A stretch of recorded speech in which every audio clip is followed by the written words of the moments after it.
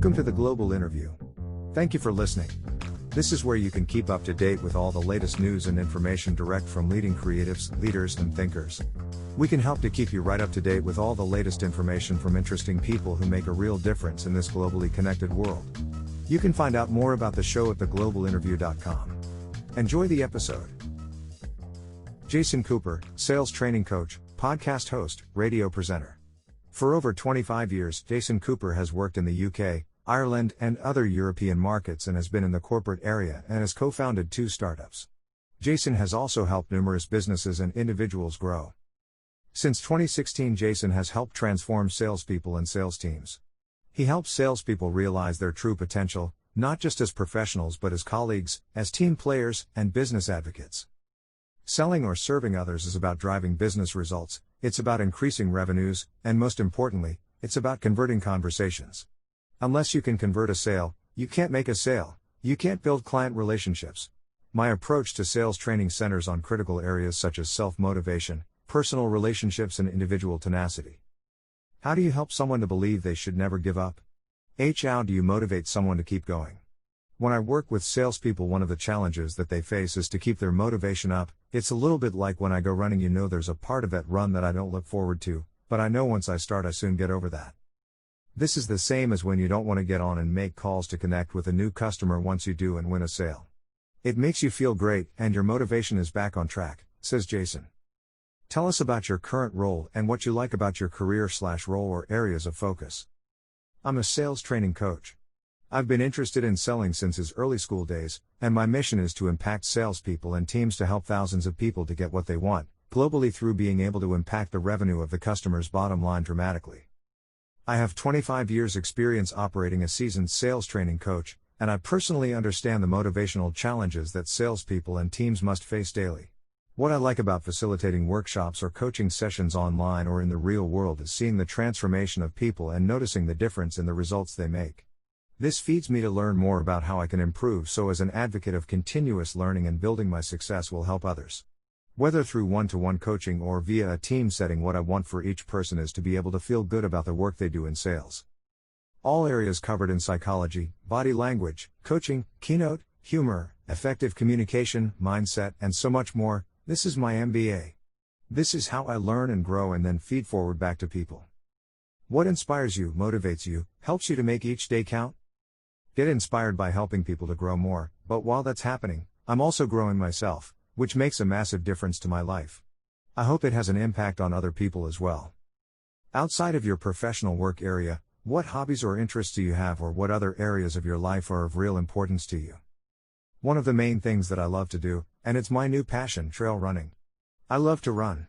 I was a great runner as a kid, and I used to be good at cross-country and octathlons and decathlons, but now I run with a trail running club over the Dublin Mountains. It's a great way to keep physically and mentally fit. It's also perfect for the mind, is good for the brain to get everything out of your system. Furthermore, suitable for upper areas that are important to me, such as family, friends, connections, and helping other people grow. Therefore, you are building excellent long-term relationships with people. When it comes to your life-chosen career, is there a phrase, quote, or saying that you like? A bit of a cliche here, but if you believe you can, or if you believe you can't, and then you're right. I love the internal dialogue of this quotation because it's what you focus your mind on. That comes out with the answer, so if you think negatively or if your words are constructed in certain ways, that the internal thoughts are programming the response to it.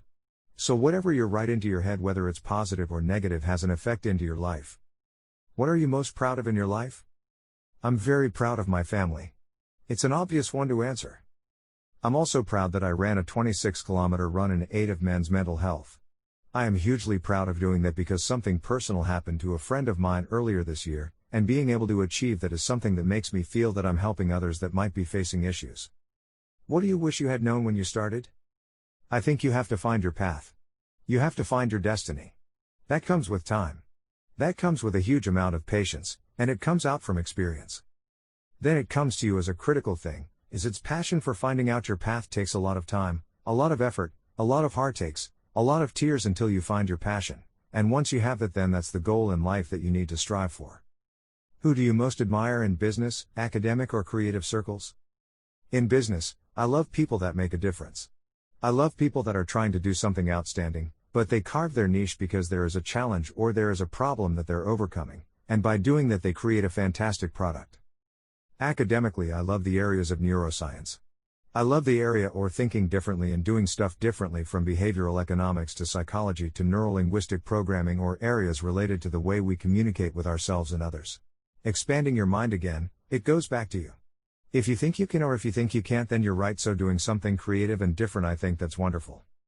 Learning how to grow and grow every single day, and challenge yourself by new opportunities, and challenge yourself through something different every single day, and think as positively as you can. What is the best advice you have ever received? The best advice that you can ever receive, or that I've received: found your passion and then work on it and then work hard. What drives or motivates you each day in a work environment? As a coaching environment, when I work with people and teams in a coaching environment, what motivates me is the glint in the eye that they understand it. And they get it, and to make sure that I'm delivering in the best possible way that they can adopt a habit to make a difference in their lives. Once they've got it, they understand it.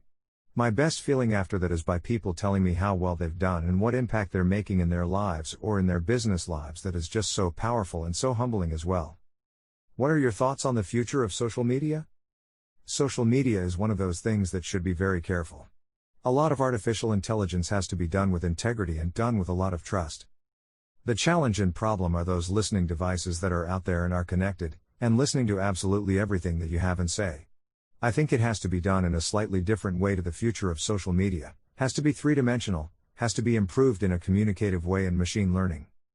It has to be based on what you want, and what you want to see onto it, but what I'd like to see is a technology that blocks us from being tracked by all social media, censors, etc. What is your favorite social media platform, and why? My favorite social media is LinkedIn because it's where I get most of my business from. However, I've been using it since 2007, very well versed with what it can do. I think Facebook is a little bit old. I just keep it there for keeping up to speed with my parents and my family and some friends. All of that, for me, that's not business, that's slightly different. Instagram is awesome. WhatsApp is useful as well. I like that just to connect with people more so than anything else. Do you have a mentor, or have you ever been a mentor to anyone?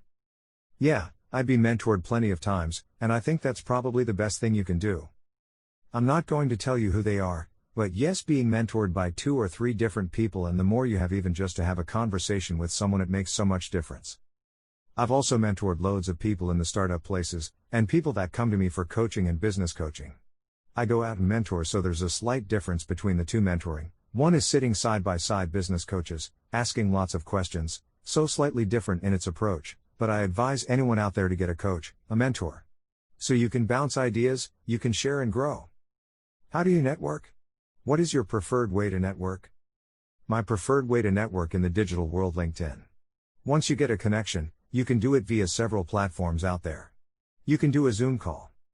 You have to look for creative ways to network and find your clients and build good long-term relationships with them. Ideally, meeting people in the real world is the best way, but obviously, now we have to be creative due to the current constraints of the world.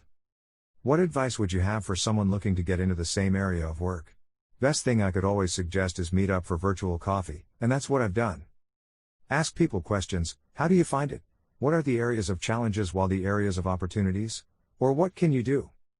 Don't ever be afraid of asking anyone. People are more than giving when they feel that they are helping people to grow. Make sure you ask the right people. What do you feel is the most common reason for people failing or giving up? Some of the reasons that people are failing are because they are not committed. It's not the right path for them. They haven't found passion, so they give up too quickly. Perseverance and tons of patience. This doesn't happen overnight. Only happens overnight to the very few, so it's like the iceberg that affect you only see the top but not what you see underneath, meaning all of the hard work and effort. The work effort struggles the tears, and on top, you just see the success, so it takes time. Things will happen when you're focused. How do you define success, and what lessons have you learned so far that you could share with our audience? Success means lots of things to lots of different people. It could be money. It could be ego. It could be other things, but for me it's achieving my goals. I find that success, it's something that you have to chunk down and work on, incremental steps, as opposed to having a big idea, which is terrific. Once you've achieved that, what is next? How can I reach the next goal? It means a lot of things to different people, so just find your success. Reward yourself and then go on to the next thing.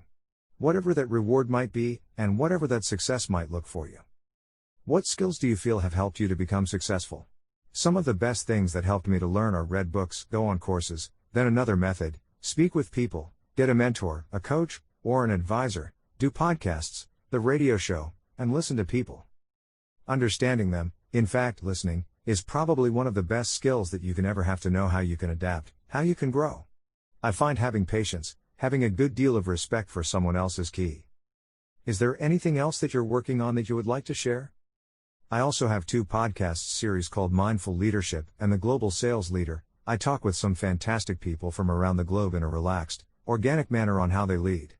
What motivates them? What can we learn? How can we all change as leaders and sales leaders to make an impact on growth learning? Thank you for listening to this interview on The Global Interview. You can join the Global Interview newsletter at theglobalinterview.com. Thank you for listening to this episode from The Global Interview. We appreciate your support. If you would like to find out more, please visit theglobalinterview.com.